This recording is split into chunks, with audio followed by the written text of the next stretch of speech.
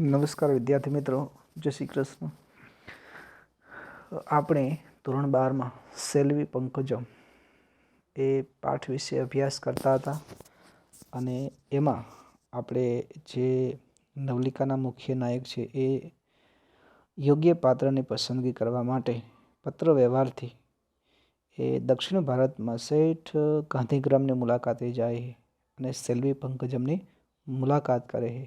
દક્ષિણ ભારતની અંદર ગુજરાતી બોલતી વ્યક્તિને જોઈને આશ્ચર્યચકિત થઈ જાય અને પ્રથમ મુલાકાતે જ એમને જે સ્ત્રીની કલ્પના કરી હતી એને બહુધા મળતી આવતી હતી, એટલે ખૂબ ખુશ થાય છે. સેલ્વી પંકજમ એનું સ્વાગત કરે છે અને એને રહેવાની જમવાની વ્યવસ્થા કરી આપે છે અને સંધ્યાના સમય જે સંસ્થાની અંદર ગતિવિધિઓ જે પ્રવૃત્તિઓ ચાલતી હતી એના વિશે સંધ્યાના સમયે આપણે મુલાકાત કરીશું અને બંનેનો પરિચય પણ થઈ જશે એવો રસ્તો આપી અને આરામ કરવા માટે મોકલે છે. સંધ્યાના સમયે એ સેલ્વી પંકજમ ખાદીની સાડી પહેરી અને ખૂબ તૈયાર થઈ અને ત્યાં આવે છે.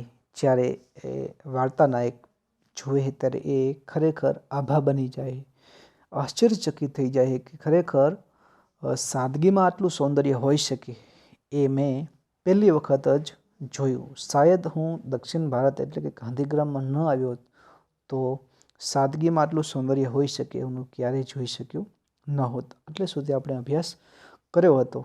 એટલે એના વખાણ કરે છે તો સેલ્વી પંકજમ શરમાઈ જાય છે, પણ એ સેલ્વી પંકજમ એને અંકુશમાં રાખી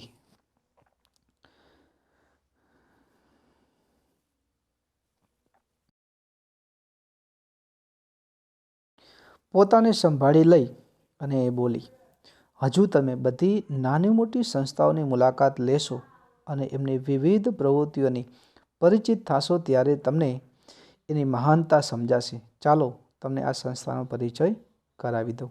અને હવે બંને સાથે ચાલી અને સંસ્થાની અંદર જે સંસ્થાઓ 4 મુખ્ય સંસ્થાઓ હતી એને દેખાડીને બતાવે. અમે સાથોસાથ ચાલવા માંડ્યા, એટલે બંને એકબીજાના સાથે સાથે ચાલવા લાગ્યા. મારું મન આનંદના આવેગથી ભરાવા માંડ્યું. ખૂબ ખુશ હતા. એણે બોલવાનું ચાલુ રાખ્યું. અહીં મુખ્ય 4 સંસ્થાઓ છે. તો એની અંદર 4 સંસ્થાઓ કઈ હતી? તો ફેમિલી પ્લાનિંગ ઇન્સ્ટિટ્યૂટ એટલે કે પરિવાર નિયોજન સંસ્થા, પછી રૂરલ એટલે ગ્રામીણ, એગ્રીકલ્ચર ઇન્સ્ટિટ્યૂટ એટલે સંસ્થા, ગ્રામીણ કૃષિ સંસ્થા, અને મ્યુઝિક એન્ડ ડાન્સ કોલેજ એ સંગીત અને નૃત્યની કોલેજ એટલે મહાવિદ્યાલય કહીએ, અને હોમ ફોર ડિસ્ટ્રીટ્યુટ ચિલ્ડ્રન એટલે કે અનાથ બાળકો માટેનું ગૃહ, અનાથ આશ્રમ કહીએ. બીજા અનાથ આશ્રમ જેવું નહીં, પણ જે અનાથ આશ્રમ હતું એ બીજા અનાથ આશ્રમ જેવું નહીં. અહીં તો ખૂબ છૂટછાટ હતી અને ખૂબ સાયન્ટિફિક ને સાયકોલોજીકલ રાહ પર ઊભું થયેલું. એટલે ખરેખર જે મનોવૈજ્ઞાનિક વિજ્ઞાનની દ્રષ્ટિએ અને મનોવિજ્ઞાનની દ્રષ્ટિએ ખરેખર અહીં વિચારો બાળકોને આપવામાં આવતા હતા. અત્યંત સુંદર જગ્યા છે. નાની ટેકરીઓની ગોદમાં સંતાયેલું આ ગામ કમનીય છે, રમણીય છે. ખરેખર ચારે બાજુ એ પહાડ વિસ્તાર હતો, પણ વચ્ચોવચ્ચ આવેલું આ જે ગાંધી આશ્રમ હતું એ ખરેખર ખૂબ રમણીય છે. બધાને આ ગામ ગમી જાય છે. એની અંદર રહેતા માણસો પણ ગમી જાય છે.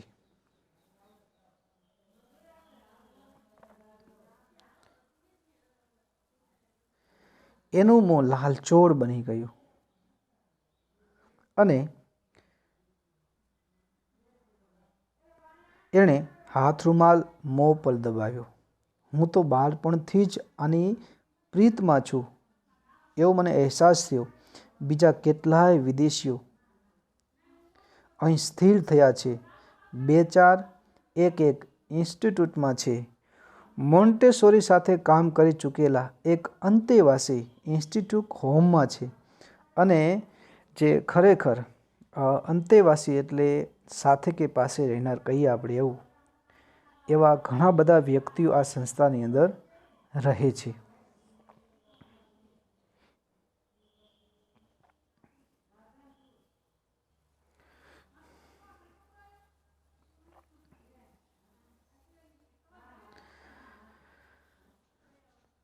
ચાલતા ચાલતા એને મને સંસ્થાના પાયાથી માંડીને અત્યાર સુધી બંને એક સાથે ચાલતા હતા અને જે એકબીજાની સાથે સાથે ચાલતા ચાલતા સંસ્થાના પાયાથી એટલે જ્યારથી સંસ્થા શરૂ થઈ ત્યારથી અત્યાર સુધીના વિકાસની વાત કરી. આ સંસ્થા એટલે અમ્મા ને અપ્પાની જીવનકથની છે. ખરેખર આ સંસ્થાને કોઈ આભારી હોય તો એ અમ્મા અને અપ્પાને આભારી જ આ સંસ્થા ઊભી થયેલી છે.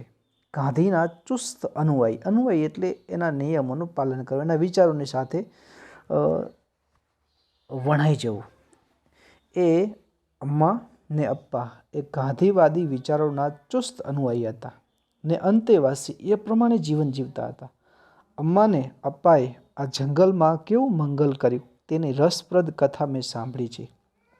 ખરેખર આવા ઉજળિયાર વિસ્તારમાં એને કેવું સંસ્થા ઊભું કર્યું.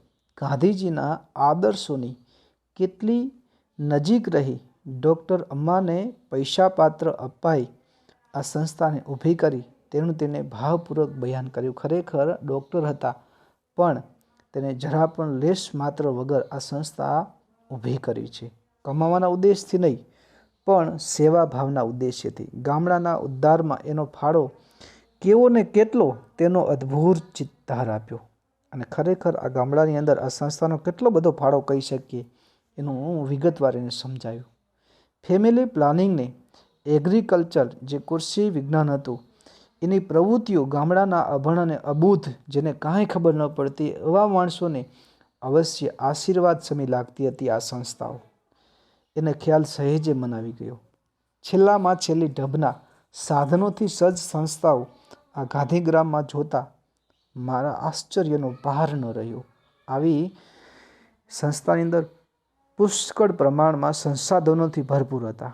આવી અપૂર્વ સંસ્થાના રચયિતા પહેલાં ક્યારેય ન જોઈ એવી સંસ્થાના રચયિતા ખરેખર પતિ પત્નીને જોવા મારું મન ઉત્કંઠ તાલાવેલી જાગવા લાગી. આતુર બન્યું કે ખરેખર આવી સંસ્થાને જેને ઊભી કરી છે એના જે મૂળ સ્થાપક છે એને જોવા માટે મારું મન તલપાપડ થઈ ઉઠ્યું. હવે બને એ સંગીતના અને નૃત્યના હોલમાં પ્રવેશતા જ હું અચકાઈને ઊભો રહી ગયો. દ્વાર આગળ જ પૂરા માનવ કદની રંગીન તસવીર દિવાલ પર લટકતી હતી. જ્યારે અમે નૃત્ય અને સંગીત વિશાળ હોલની અંદર પ્રવેશ્યા ને ત્યારે એના દરવાજા ઉપર મોટી દિવાલ ઉપર મોટી એક તસવીર હતી.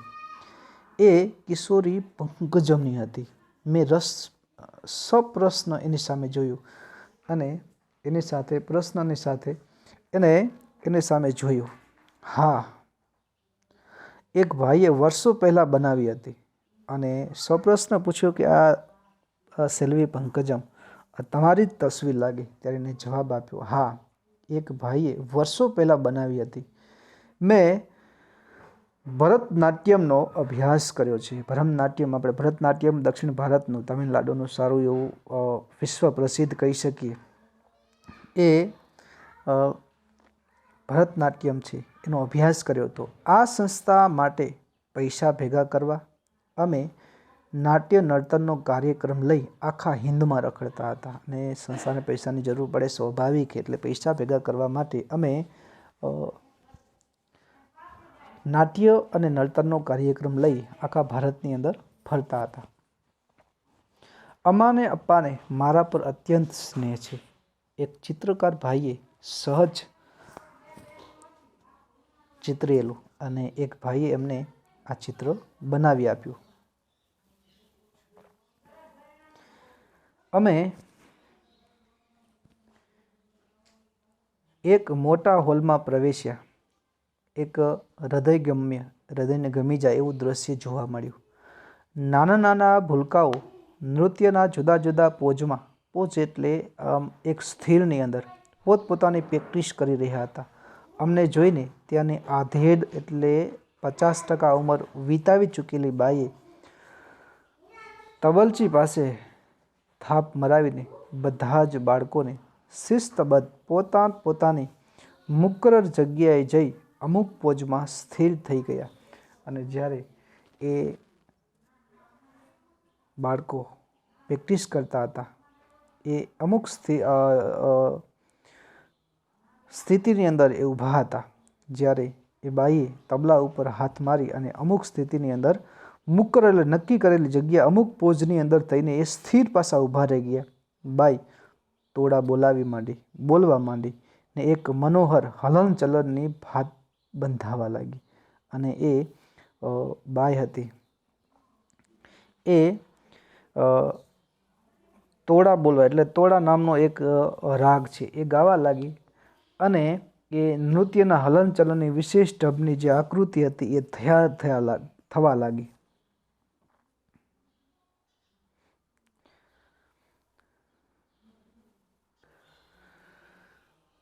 મારા માનમાં એ ઘરની કલ્પના ઉઠવા લાગી. સ્વસ્થ સુંદર જ નહીં પણ સંસ્કારીને કલાત્મક ગૃહની પંકજમનું વર્તન એટલું સુશીલ હતું કે મારી બધી શંકાઓ એણે દૂર કરી નાખી.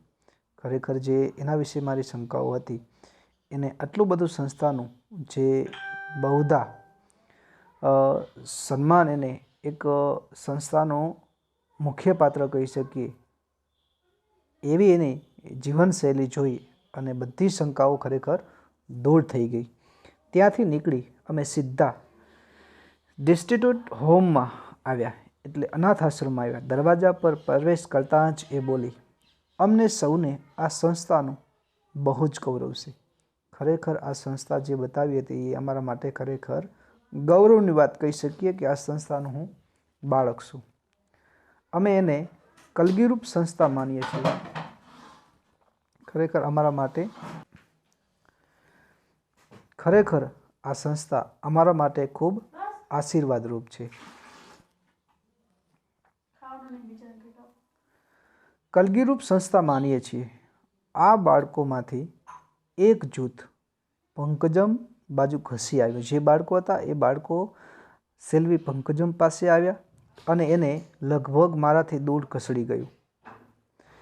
પેલા બાઈ મારી પાસે આવ્યા, નમસ્કાર કરીને બોલ્યા, તમને હવે સેલ્વી પંકજમ થોડો વખત નહીં મળે. આજે બાળકો એને મળ્યા નથી એટલે આ તક મળતા જ એની સાથે થોડું ખેલી લેશે, મળી લેશે. ચાલો હું તમને આ સંસ્થાનો પરિચય કરાવી દઉં. અને એ સેલ્વી પંકજમ અનાથ બાળકો સાથે રમવા ચાલ્યા ગયા. અને જે જ બાળકો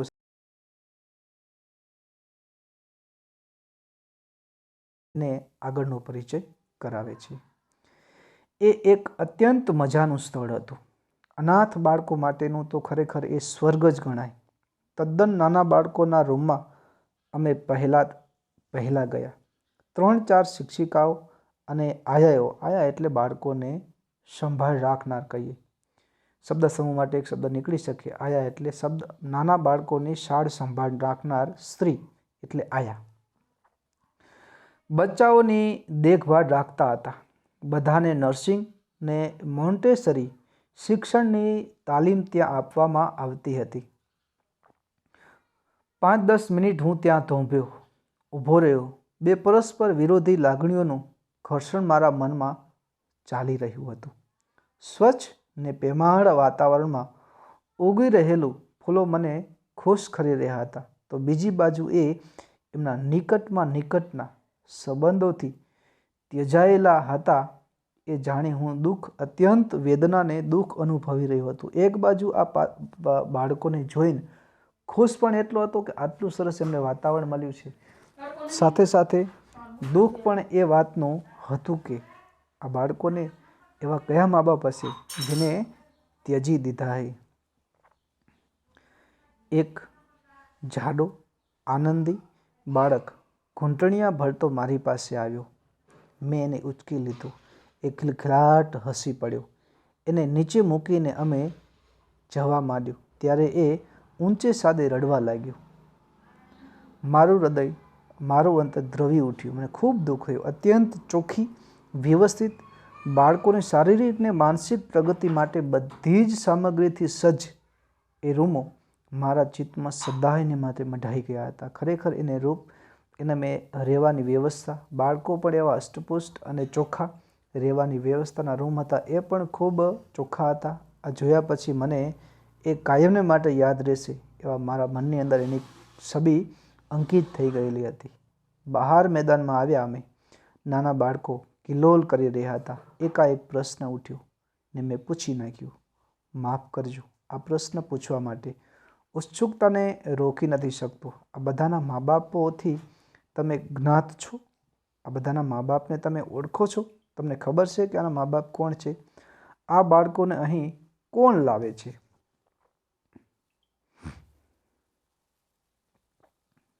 બધા જ જવાબ. બધા જ ગરીબ, તવંગર એટલે સુખી, પુનિત,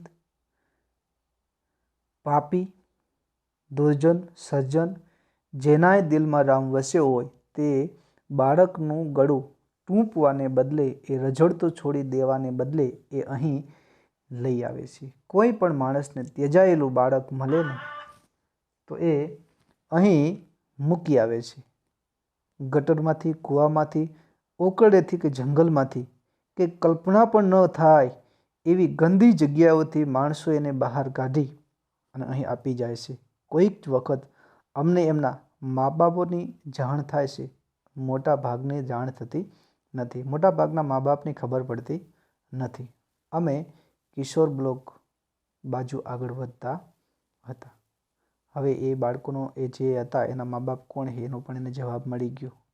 જે માણસોના દિલમાં રામ હોય, જેને દયા આવે અથવા ત્યજાયેલું બાળક જોવા મળે એને આ સંસ્થાની અંદર મૂકી જતા હતા અને એની અમે સાર સંભાળ રાખતા હતા. તો કે સાર સંસ્થાને પૂરું કરવા માટે જે સેલ્વી પંકજમ ભરતનાટ્યમ લઈ અને આખા ભારતની અંદર ફરતા અને એમાંથી જે કંઈ પૈસા એકઠા થતા હતા એ સંસ્થાના બાળકોના વિકાસ માટે વાપરતા હતા. તમે આ બાળકોને કેવી રીતે તૈયાર કરો છો? તેઓ એમની કમનસીબ દશાથી માહિતગાર હોય છે? એ ઉંમરલાયક થાય ત્યારે નોર્મલ માણસની માફક આ દુનિયામાં જોડાઈ શકે? સમાજ એને કઈ રીતે સ્વીકારે છે? તમારા અનુભવ શું કહે છે? આમ એને પ્રશ્ન કરે છે કે આ જે સંસ્થાના બાળકો, અનાથ બાળકો છે, એ એના મા બાપ કે જે વિષમ પરિસ્થિતિથી ગુજરીને આવ્યા હોય કે તારો મા બાપથી તું ત્યજાયેલો હોય એને ખબર હોય એના મા બાપ કોણ હોય, અથવા ઉંમરલાયક થાય ત્યારે એ કોઈ સમાજમાંથી લગ્ન કરી અને સામાન્ય જગતમાં જઈ અને જીવન જીવી શકે છે? સમાજ એને સ્વીકારે છે? આ બાળકોને સર્વ રીતે તૈયાર કરવામાં અમે અમારાથી બને એટલું બધું જ કરીએ છીએ. એમની બુદ્ધિને બીજી શક્તિઓને લક્ષમાં લઈ એને લાયક તાલીમ આપવામાં અમે પૂરો પ્રયત્ન કરીએ છીએ. જે વૃદ્ધ શ્રી હતી એને સમજાવે છે કે આ બાળકો છે એને વિકાસ કરવામાં અમે પાછી પાની કરતા નથી. મોટા ભાગે સફળતા મળી છે અમને, પરંતુ કેટલાય બાળકોની બાબતમાં અમને નિષ્ફળ પણ ગયા છીએ.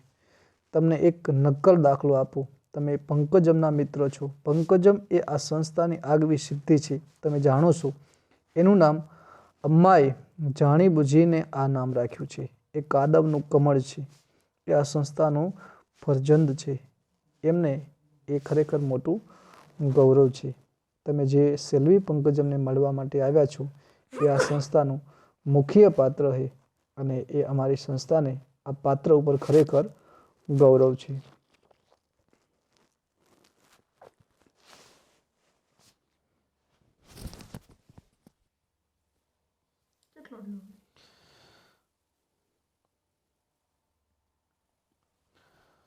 મારી છાતીમાં ભયંકર ધડાકો થયો.